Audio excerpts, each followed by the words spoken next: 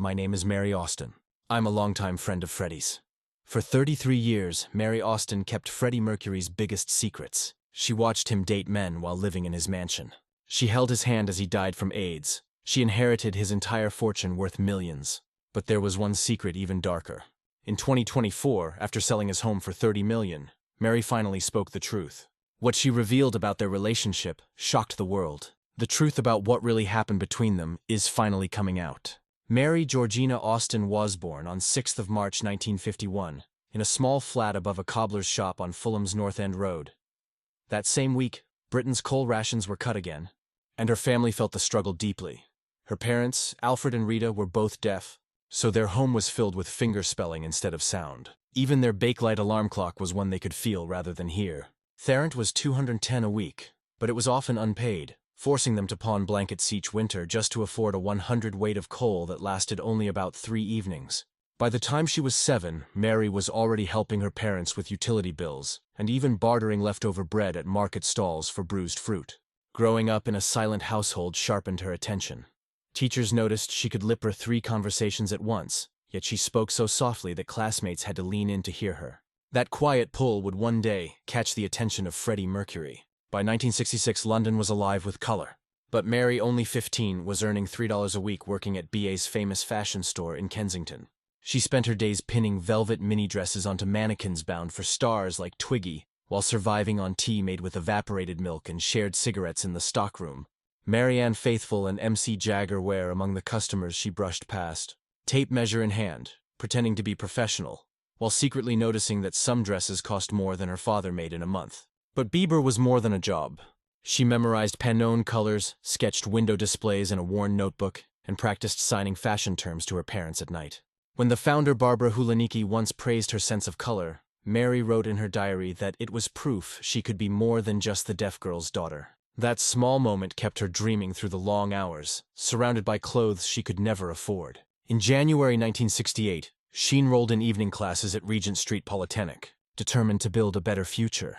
The tuition was $6 per term, half of what she made in a year. To cover it, she cleaned Mayfair office late at night, scrubbing cigarette burns from carpets until 1 in the morning after finishing her shift at Biba. She managed only 5 of 18 classes before falling behind on payments. One night she collapsed on the Piccadilly line, waking up at Cockfosters with bloodied knuckles from gripping her mop too tightly. She ended up in Charing Cross Hospital for exhaustion. With no refund policy, she had paid for lessons she never completed. Quietly, she tore up her registration slip and told herself she would learn from life instead. Years later, she would write down Freddie's lyrics by hand while he sang them, proving she had never needed those short orthand classes after all. In the spring of 1969, while working at a small boutique inside Kensington Market, Mary met a lanky young man who strode in with dramatic energy. He dropped a cravat on the counter and declared that it needed reinventing. The price tag read 10 shillings. When she quoted it, he argued loudly, sparking laughter from nearby stall holders. Mary calmly replied that if he could redesign it so brilliantly, then surely he could afford it. Their eyes locked across a pile of paisley until he finally handed over the money, adding tuppence for her trouble before sweeping out with his cape swirling behind him. Only later did she learn his name, Farrokh Bulsara, an art student and aspiring rock singer. That quick encounter over a scarf would change both their lives. A week later, he returned and invited her to a small Italian restaurant on Earl's Court Road. He ordered Chianti, calamari, and tiramisu, which came to $4.12, more than she made in a week. Over dinner, he sketched ideas for album covers on the paper tablecloth, explaining how he believed opera and rock could come together. Mary admitted she knew little about either, but was drawn to his certainty. When the bill came, he put on a playful show, digging through his pockets before producing a single $5 note, tipping the waiter with the change. At the bus stop, he told her that one day he would take her to restaurants without prices on the menu. Within 5 years, that promise came true when Queen's first gold record allowed them to share a flat on Holland Road. The place they rented at 26 Holland Road cost $10 a week and barely felt livable. The room had cracked walls, no heat, and a carpet chewed by mice to keep rats from crawling onto the bed. Mary balanced the mattress on old milk crates. At night, she heard the scratching of rodents under them. The kitchen was nothing more than a coin-fed hot plate placed on top of a wardrobe, where she stretched a single tin of beans into 2 meals. Freddie worked on songs deep into the night and a battered upright piano that was always a semitonone flat. Mary pinned blankets over the windows so neighbors would not complain about the 3:00 a.m. music. On Fridays, she quietly used $3 from her 9 wages to pay for Queen's rehearsal space, never telling the band she was the reason the lights stayed on.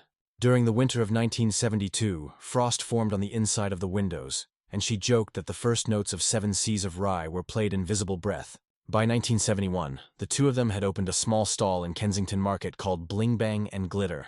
The rent was $2.50 a day. Mary bought second-hand 1930s gowns from Portertuella Road, cut them apart, and turned them into bold tops inspired by Freddie's sketches.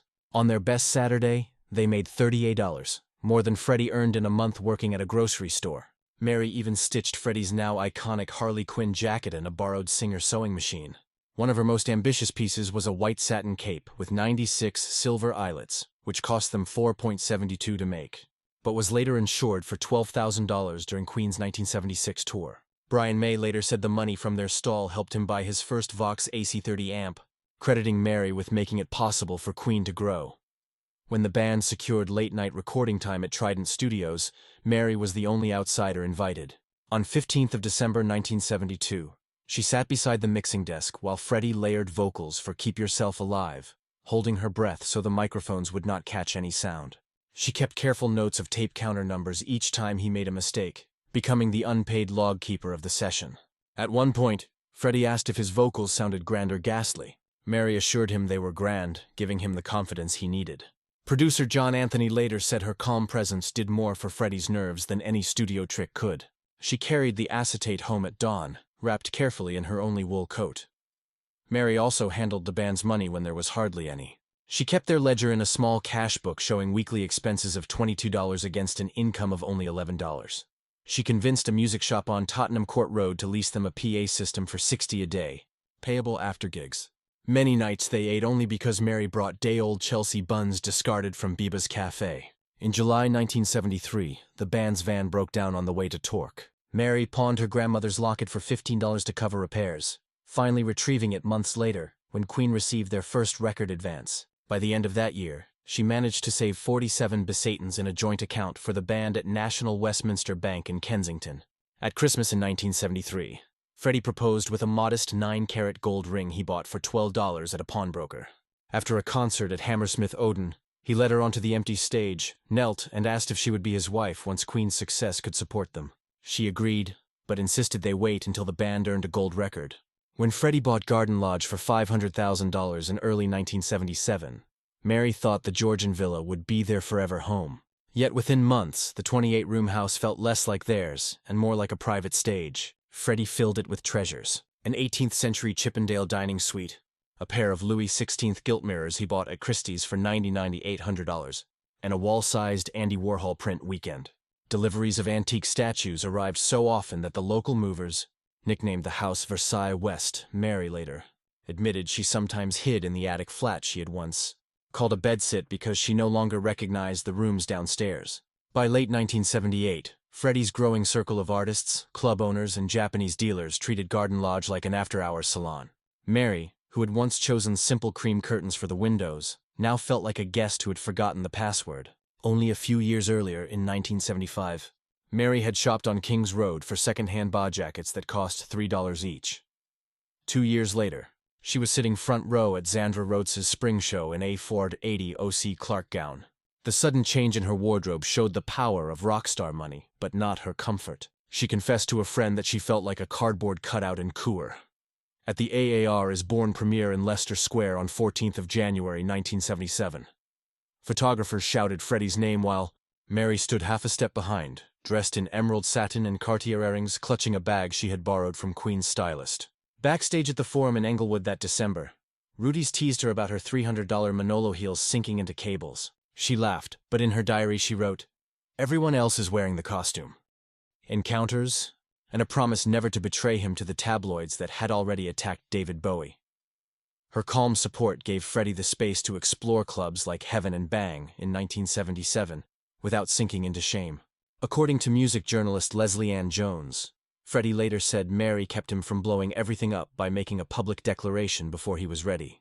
Their relationship evolved into what they called the third way. They were no longer lovers, but more than friends. Freddie, who trusted almost no one, slipped lyrics under her door for feedback. She was the first to comment on Somebody to Love, suggesting the bridge was too long. While Queen toured, Freddie called her each night, paying reverse charges to share his fears about journalists digging into rumors from San Francisco. Mary would sit on his side of the bed with the phone, calmly easing his panic from across the ocean. By 1978, he told a Swiss interviewer that Mary was his household of trust, even though they had stopped being intimate almost a year earlier. Friends could not understand the arrangement, but it lasted longer than most marriages. Mary never moved out. They agreed on separate bedrooms, Freddie in the emerald green master suite, Mary in the lilac guest room, and a weekly Wednesday dinner where no topic was off limits except Queen's finances. She managed the house while he toured, sorting fan mail, caring for his Japanese prince, and paying the bills. Freddie visited clubs late at night and Mary waited up with tea to hear how it went. Brian May later said Freddie trusted Mary with the one thing that could have ruined him in that tabloid era, his secret life. Their home became both a sanctuary and a launchpad for his self-discovery. Mary's diary reveals that their last physical intimacy happened on 12th of October 1977, after Queen finished recording News of the World. Freddie, thrilled with his vocals on Get Down, Make Love, invited her to celebrate. They kissed and spent the night together. At dawn, Mary felt it was a farewell to that closeness. She never spoke of it publicly until a private BBC interview in 1996, saying she would carry that dawn in silence. Their romantic chapter closed, but the bond remained unbreakable. In early 1985, only weeks after Queen's historic Live Aid performance, Mary Austin began noticing worrying changes in Freddie Mercury. He was losing weight even though he was still rehearsing constantly, and bluish spots sometimes appeared on his arms. Doctors had begun linking such marks to Kaposi's seroma, one of the first signs of AIDS. Concerned, Mary went to London's Gaze the Word bookshop on March 4, 1985, and picked up every pamphlet she could find about what the press was calling the gay cancer. That same night, she wrote in her diary, Freddie losing flesh on collarbones. Must research. The news around her only made the fear worse. By the end of that year, the UK had reported 2348 AIDS cases and 1,320 deaths, more than half of those diagnosed. There was no effective treatment yet. So, Mary knew that spotting symptoms early might be Freddie's only chance. She began keeping her own secret file at Garden Lodge, hidden away in a locked drawer. At the time, even whispering the word AIDS could ruin a person's career or friendships. During 1986 and 1987, Mary arranged medical visits in complete secrecy. She booked Harley Street appointments under the name Frederick Bulsara Mack and used her own phone number so no one could connect them. On February 22, 1987, she drove Freddie to Brompton Hospital at 5:45 a.m., choosing that time so staff would be changing shifts and less likely to notice him. When his test results came back positive on April 29, 1987, Mary moved quickly. She hired a courier to bring ACT from New York, still an experimental drug, and paid $7,600 for a 3-month supply that was routed through Amsterdam, so no British customs form would reveal Freddie's name. She even kept extra prescription pads in their Kensington safe. Crossing out barcodes so Mashias could not trace them. Quietly. She also made sure Queen's tour insurance covered unspecified chronic illness, a phrase that allowed for private medical flights without exposing Freddie's condition.